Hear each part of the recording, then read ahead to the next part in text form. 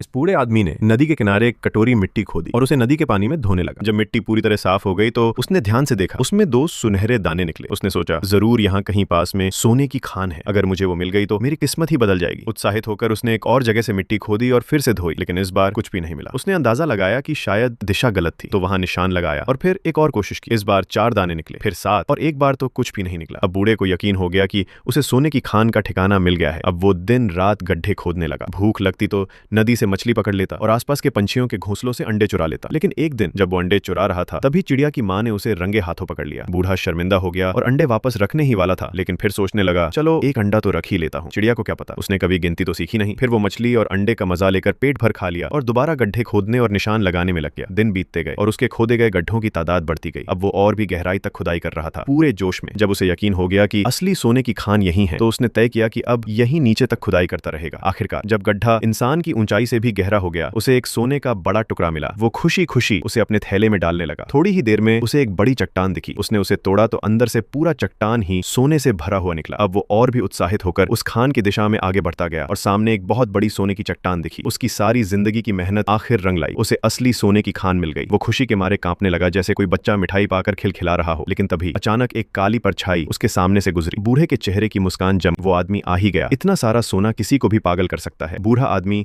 एक कोने में रखे हथौड़े की तरफ देखने लगा, लेकिन अगले ही पल